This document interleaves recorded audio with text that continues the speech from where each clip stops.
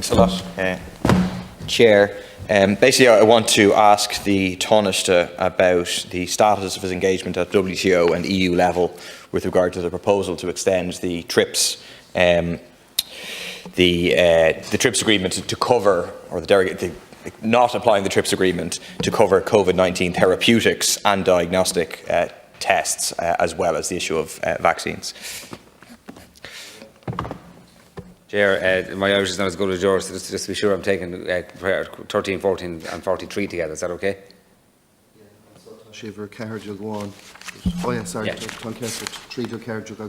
Yeah. Again, Chair, responding to the exceptional circumstances of the COVID-19 pandemic, ministers at the WTO Ministerial Conference in June 22 agreed an outcome in relation to the production and supply of COVID-19 vaccines. The ministerial decision on the TRIPS agreement provide for a waiver of certain obligation of the TRIPS agreement and includes clarifications that will allow eligible WTO members to authorise a company to manufacture and export COVID-19 vaccines in a fast and simplified manner and without the consent of the patent owner.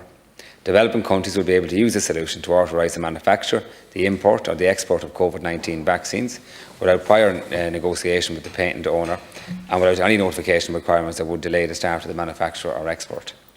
Equally important is the clarification that the remuneration for patent owners may take account of humanitarian or not-for-profit purpose of production and hence support the production and supply of COVID-19 vaccines at affordable prices for those in need.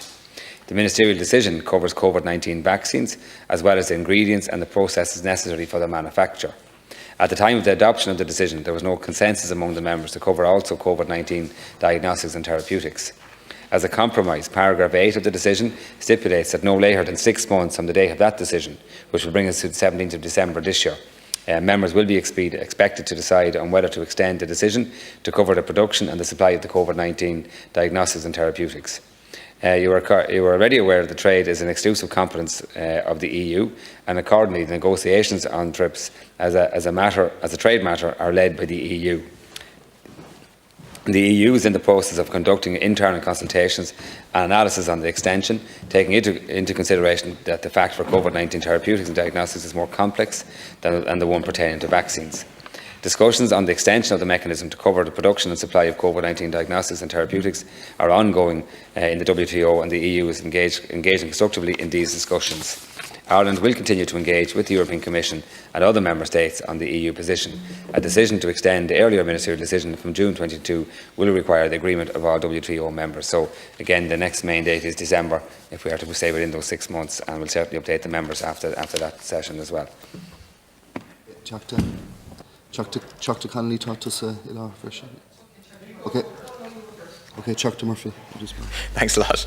I mean, what's Ireland's position? You spoke for a long time, but you didn't say what Ireland's position is. Does Ireland support extending the TRIPS waiver to diagnostics, other technology other than vaccines, or does it not?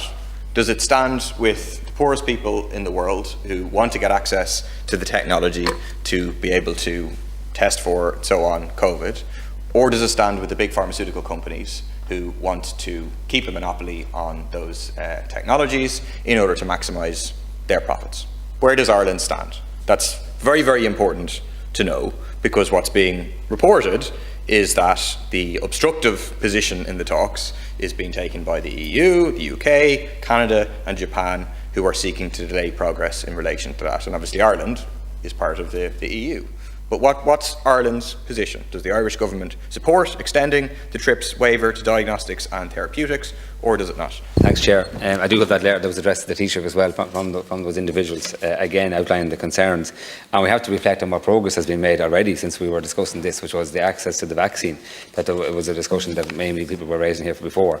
So the ministerial decision on the TRIPS agreement provides for a waiver of certain obligations of the TRIPS agreement and includes clarifications that will allow eligible WTO members to authorise a company to manufacture and export COVID-19 vaccines in a fast and simplified manner and without the consent of the patent owner.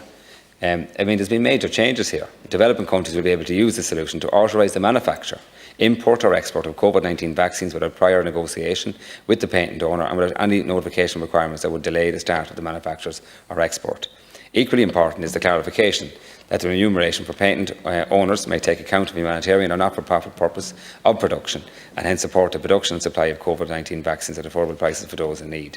The decision that has been made already will simplify to the maximum the process to export vaccines and their ingredients to other developing countries. This includes waiving of various prior notifications, packaging or labelling requirements. It will also enable developing countries to scale up their production capacity and supply vaccines to other eligible members. It will also support the establishment of manufacturing hubs that rely on the supply chains in multiple countries, facilitating, for instance, the establishment to fill and finish capacities in several countries.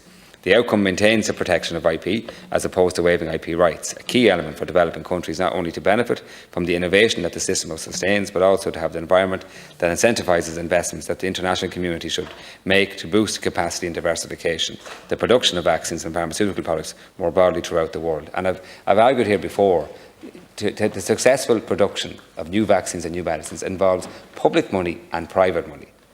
And it is fair to say there was a lot of extra public money put on top of billions of private money in relation to COVID. There's no doubt about that. But there was an investment of private money well before that as well. We have to make sure the IP regime protects both those investments and enhances the best opportunity as well. We believe Ireland's role in our negotiations through the EU in the trade talks has assisted with these changes, and we'll continue to do that, take that approach in the next couple of months up to December 17th. They are negotiations. We're part of negotiations. Through the EU at a WTO that involves 150 plus countries. So except I can't go into every little detail you want me to do here, but we recognise public, private and profit. It's how do you best maximise money for research. And trust me, I don't have all the figures here today, but I think the private end of that is probably higher than the public end. Let's be fair about that for a long number of years. And it's important that we maximise the opportunity there.